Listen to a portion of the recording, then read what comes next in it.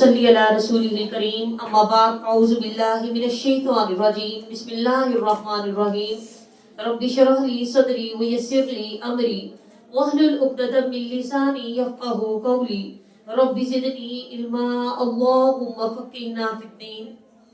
سورہ البقرہ آیت نمبر 83 سے ترجمہ۔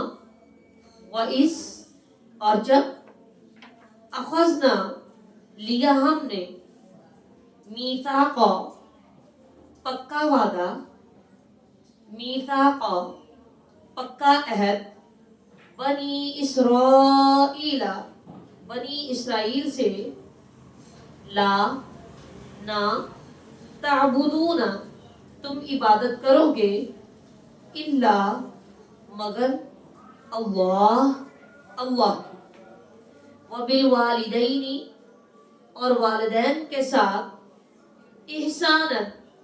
احسان کرو گے، وذی القربی اور رشتہ داروں سے، والیتامی اور یتیموں سے، والمساکین اور مسکینوں سے، والمساکین اور حاجت مندوں سے، والمساکین اور ضرورت مندوں سے، وقولو اور کہو، للناسی لوگوں سے، حسنا خوبصورت بات، واقیموا اور قائم کرو، الصلاۃ نماز، وآتوا اور ادا کرو، الزکاۃ زکوٰۃ، ثم پھر، تولیتم منہ موڑ لیا تم نے، الا مگر، قلیلا بہت کم، منکم تم میں سے، وانتم اور تم، معرضون اعراض کرنے والے تھے۔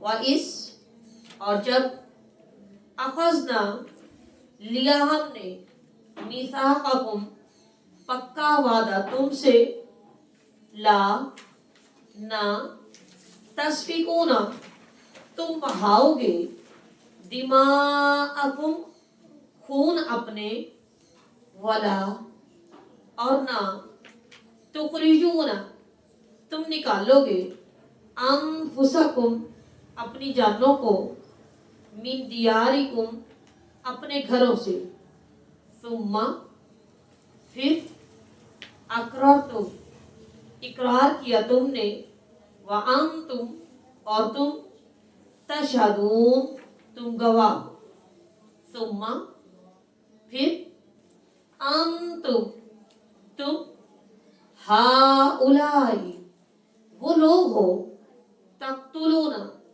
تم قتل کر ڈالتے ہو، انفسکم اپنے لوگوں کو، وتخرجون اور تم نکال دیتے ہو، فریقاً ایک گروہ کو، منکم تم میں سے، من دیارہم ان کے گھروں سے، تظاہرون تم چڑھائی کرتے ہو، تظاہرون تم غلبہ پاتے ہو، علیہم اوپر ان کے، بالاثم ساتھ گناہ کے، والعدوان اور زیادتی کے، وَإِنْ اور اگر، یأتوکم وہ آ جائیں تمہارے پاس، اسارا قیدی بن کر، تفادوہم تم فدیہ لیتے ہو ان سے، وہوا حالانکہ وہ، محرم حرام کیا گیا تھا، علیکم تمہارے اوپر، اخراجہم نکالنا ان کا، افتؤمنون کیا پھر تم ایمان لاتے ہو، ببعض بعض حصے پر، الکتابی کتاب کے، وتکفرون اور تم کفر کرتے ہو، ببعض بعض حصے کا، فما تو کیا، جزاء جزا ہوگی، من جو کوئی یفعلو کرے ذالکا یہ منکم تم میں سے الا سوائے خزی رسوائی کے فی الحیاتی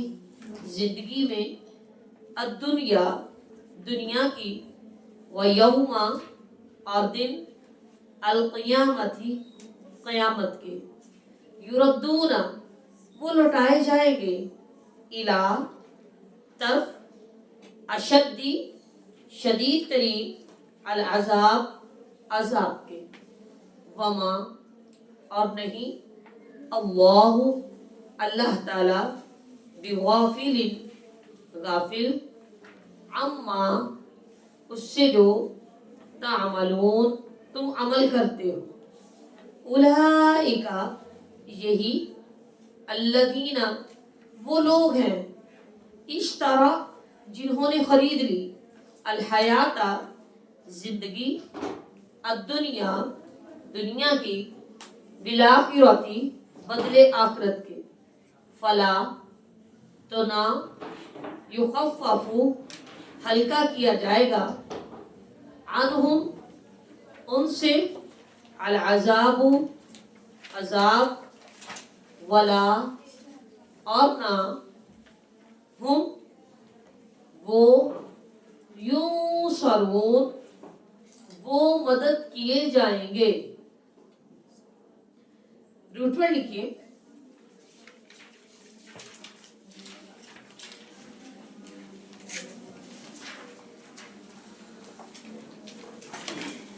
ذی القربى قاف را با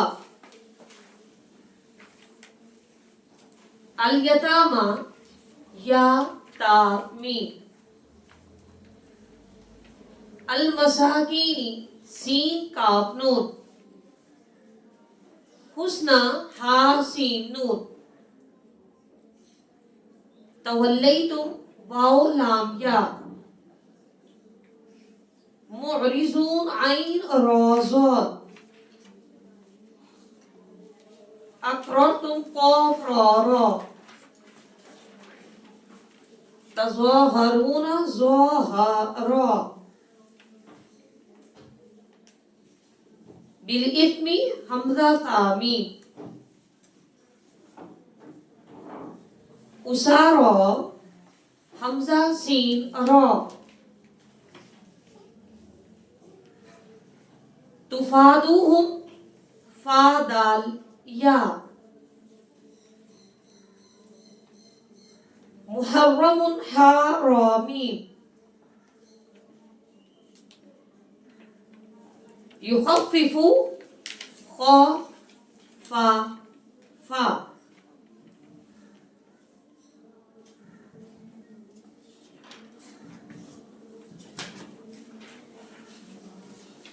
بسم اللہ الرحمن الرحیم وَإِذْ أَخَذْنَا مِيثَاقَ بَنِي إِسْرَائِيلَ لَا تَعْبُدُونَ إِلَّا اللَّهَ وَبِالْوَالِدَيْنِ إِحْسَانًا وَذِي الْقُرْبَى وَالْيَتَامَى وَالْمَسَاكِينِ وَقُولُوا لِلنَّاسِ حُسْنًا وَأَقِيمُوا الصَّلَاةَ وَآتُوا الزَّكَاةَ ثُمَّ تَوَلَّيْتُمْ إِلَّا قَلِيلًا مِنْكُمْ وَأَنْتُمْ مُعْرِضُونَ.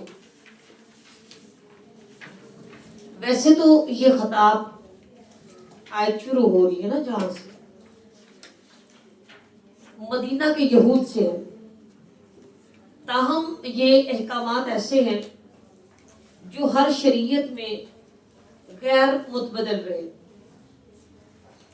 یعنی کہ تمام شریعتوں میں یہی احکامات تھے کہ لا تعبدون الا اللہ، نمبر 1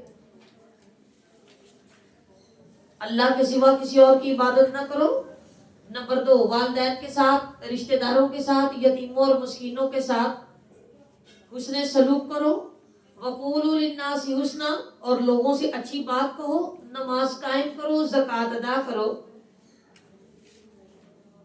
مطلب کہ یہ ایک ایسی شریعت ہے جو تمام نبیوں پر یکساں ہے. اور جہاں تک وعدے توڑنے کی بات ہے تو وہ بنی اسرائیل کی عادت ثانیہ بن چکی تھی وہ ہمیشہ سے ہی ایسے تھے، وعدے کر لیتے تھے، توڑ لیتے تھے. یہ ان کی سب سے بڑی برائی تھی کہ وعدہ توڑتے وقت وہ یہ بھی نہیں دیکھتے تھے کہ یہ وعدہ ہم نے اللہ سبحانہ و تعالیٰ سے کر رکھا ہے. مدینہ میں رسول اللہ صلی اللہ علیہ وسلم کی آمد سے پہلے مشرکین مدینہ کے دو مشہور قبائل اوس اور خزرج مدینہ میں آباد تھے، اور وہ آپس میں ہمیشہ لڑتے رہتے تھے. یہود مدینہ کے دو قبائل بنو قریظہ اور بنو نذیر ان عرب قبیلوں کے حلیف بن کر ان کو باہم لڑتے رہنے کا کردار ادا کیا کرتے تھے. بنو قریظہ قبیلہ اوس کے ساتھ ہوتے تھے اور بنو نذیر قبیلہ خزرج کے ساتھ ہوتے تھے. یہود تعداد میں کم تھے مگر مالدار قوم تھی، اور اوس اور خزرج کو لڑا کر آپس میں سیاسی توافق بڑھاتے رہتے. پھر اسلحہ بھی بناتے تھے، اسلحہ بیچ دیتے تھے اور وہ جنگوں میں کام آتا تھا. تو اس وجہ سے یہ ان کو اور سے اور طاقت ملتی رہی. اللہ سبحانہ و تعالیٰ نے یہود سے 4 وعدے لیے تھے. نمبر 1، ایک دوسرے کا خون نہیں کریں گے. نمبر 2، ایک دوسرے کو جلا وطن نہیں کریں گے. نمبر 3،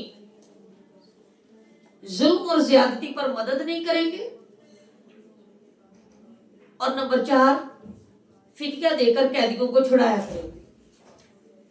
اب قبیلہ اوس و خزرج کی جنگ میں بنو قریظہ اور بنو نذیر بھی آپس میں حلیف ہونے کی حیثیت سے لڑتے اور ایک دوسرے کے گلے کاٹتے. اب ایک جنگ میں مثلا اوس اور بنو قریظہ کو فتح ہوئی تو لازماً بنو نذیر کے قیدی ان کے ہاتھ آتے تھے اور بنو نذیر ان کا فدیہ دے کر انہیں چھڑا لیتے تھے. جب ان سے وجہ پوچھی جاتی تو کہتے قیدیوں کو چھڑانے کا حکم تو اللہ سبحانہ و تعالیٰ بھی دیتا ہے. اور جب ان سے پوچھا جاتا کہ ان سے جنگ جو کرتے ہو وہ اللہ کے کس حکم کے تحت کرتے ہو؟ میں تمہیں قیدی چھڑانے کی بات تو بعد میں ہے، تم آپس میں جنگ ہی نہ کرو. جب جنگ ہی نہیں کرو گے تو پھر قیدی کو کیسے بن سکے گا؟ تو کہتے وہ ہم نے اپنے ساتھیوں کا ساتھ بھی تو دینا ہے نا. یعنی کہ تھے فتنہ پسند، اوپر سے اچھے بن جاتے تھے. اس کی مثال گویا ایسی ہی ہے کہ اگر کوئی شخص شریعت کی کتاب کو دیکھتا ہے، اللہ سبحانہ و تعالیٰ کے احکامات کو دیکھتا ہے اور اس میں سے اس کو جتنا آسان لگتا ہے، اپنی مرضی کے مطابق لگتا ہے، اتنا مان لیتا ہے، جہاں سے اس کو مشکل لگتا ہے وہاں سے چھوڑ دیتا ہے، تو ایسا شخص گویا اس نور سے فائدہ نہیں اٹھا سکا اور اللہ سبحانہ و تعالیٰ کے کسی ایک حکم کا انکار پوری کتاب کا انکار ہے. پیارے رسول صلی اللہ علیہ وسلم کے کسی ایک حکم کا انکار پوری شریعت کا انکار ہے. افتؤمنون ببعض الکتاب، تو ان سے کہا جا رہا ہے کیا تم بعض کتاب کے بعض حصے پر ایمان لے آتے ہو، بعض کا انکار کرتے ہو؟ تمہیں تو جنگ کرنے سے ہی منع کیا گیا ہے، تم جنگ ہی کیوں کر رہے ہو؟ آپس میں ایک دوسرے کے ساتھ ظلم و زیادتی کیوں کر رہے ہو؟ پھر ظلم و زیادتی، یہ جنگ و جدل کے نتیجے میں جب قیدی ایک دوسرے کے پاس چلے جاتے پھر فدیہ دے کر چھڑانے لگ جاتے ہو، اور جب آپ سے پوچھا جاتا ہے کہ قیدیوں کو کیوں چھڑا رہے ہو تو کہنے لگتے ہیں یہ اللہ کا حکم ہے. بھی اللہ کے حکم اس سے پہلے جو تھے کہ ایک دوسرے کا خون نہیں بہانا، ایک دوسرے کو جلا وطن نہیں کرنا، وہ کیوں کہا؟ تم کتاب کا کچھ حصہ مان لیتے ہو اور اپنے تئیں اچھا بننے کے لیے، اور کتاب کے پھر کچھ حصے کو تم انکار کر دیتے ہو کہ نہیں وہ ہم نے اپنے ساتھیوں کا بھی تو ساتھ دینا ہوتا ہے نا، وہ ہمارے حلیف ہیں. حلیف وہ ہوتا ہے کہ جس کے ساتھ عہد کر لیا جاتا ہے کہ تمہارا کوئی کسی قبیلے کے ساتھ جنگ و جدل ہوگی نا تو ہم تمہارا پورا ساتھ دیں گے، افرادی قوت سے بھی اور اسلحہ ہتھیار سے. فما جزاء من يفعل ذلك منكم الا خزي في الحیات الدنیا، بھلا بتاؤ تو ایسے شخص کی پھر کیا جزا ہو سوائے اس کے کہ دنیا میں بھی رسوائی اس کا مقدر ٹھہرے اور قیامت کے دن بھی وہ دردناک عذاب کی طرف لوٹا دیا جائے. اور اللہ سبحانہ و تعالیٰ بالکل بھی تمہارے اعمال سے بے خبر نہیں، وہ خوب جاننے والا ہے کہ تم لوگ کیسے کیسے عمل کر رہے ہیں۔ اولئک الذین اشتروا الحیاۃ الدنیا بالآخرہ فلا یخفف عنہم عذاب ولا هم ینصرون۔ یہی تو وہ لوگ ہیں کہ جنہوں نے دنیا کی زندگی آخرت کے بدلے خرید لی۔ مومن کو کیا چاہیے؟ آخرت خریدے، دنیا کی زندگی وہ بیچ ڈالے اللہ سبحانہ وتعالیٰ کی رضا پانے کے لیے۔ یہاں کر بالکل ہی الٹ معاملہ کیا جا رہا ہے کہ دنیا کی زندگی خرید لی آخرت کے بدلے میں۔ خریدنے کیا آئے تھے؟ اب دیکھیں، ایک شخص اگر گھر سے کوئی جمع پونجی لے کر جاتا ہے اور وہ کچھ خریدنے کے لیے، اور اس کے پاس وہی اتنے لمیٹڈ سے پیسے ہوتے ہیں، کوئی بہت زیادہ بینک بیلنس نہیں اس کے پاس، کوئی بہت زیادہ کیش نہیں اس کے پاس، اور پھر وہاں پر جا کر وہ اتنے جھیل جھمیلوں میں مصروف ہوتا ہے کہ اس کو سمجھ ہی نہیں لگتی کہ میں کیا لینے آیا تھا، اور بازار کی رنگینیوں میں اتنا کھو جاتا ہے، نت نئی چیزوں میں اتنا کھو جاتا ہے کہ جو ضرورت کی چیز لینے آیا تھا وہ لی نہیں، کوئی اور ہی لے کر واپس چلا گیا۔ تو ایسے شخص کو کون عقل مند کہے گا کہ تمہیں یہی معلوم نہیں کہ تم لینے کیا گئے تھے اور تم لے کر کیا آئے ہو؟ خریدنی تھی آخرت، اور کیا دنیا کی زندگی خرید لائے۔ فلا یخفف عنہم العذاب، ہم بھی ایسوں سے عذاب ہلکا نہ کریں گے۔ ولا هم ینصرون، اور نہ ہی ان کی کوئی مدد کی جائے گی، کسی بھی قسم کی مدد ان کے لیے بالکل بھی شامل حال نہیں ہوگی۔ اپنے اپنے عذاب میں اکیلے اکیلے پڑے ہوں گے۔ ان کو یہ بھی معلوم نہیں ہوگا کہ یہاں پر اور بھی ہیں، بھی اتنے اکیلے ہوں گے۔ دنیا پر دنیاوی مشکلات میں اگر ہمیں معلوم ہو جائے نا کہ یہ جو مشکل ہے، یہ بیماری ہے، یہ پریشانی میرے اوپر پڑی ہے، تو فلاں شخص پر بھی پڑی ہے، تو تھوڑی تسلی ہو جاتی ہے کہ چلو اچھا، جیسے اس کی گزرتی جائے گی ویسے ویسے میری بھی گزرتی جائے گی۔ لیکن اگر انسان کو یہ معلوم ہو کہ یہ جو پریشانی ہے صرف میری ہے اور میری ہی ایسی ہے اور میرا ہی معاملہ ایسا ہے اور کسی کے ساتھ نہیں، تو اس شخص کی پریشانی دگنی ہو جاتی ہے کہ میں بالکل ہی اکیلا ہوں اس معاملے میں۔ ولا هم ینصرون، ہر کس مدد نہ دی جائے گی کسی بھی قسم کے۔ وآخر دعوانا الحمدللہ رب العالمین، سبحانک اللہم و بحمدک، نشہد ان لا الہ الا انت، نستغفرک ونتوب الیک۔ السلام علیکم ورحمۃ اللہ وبرکاتہ۔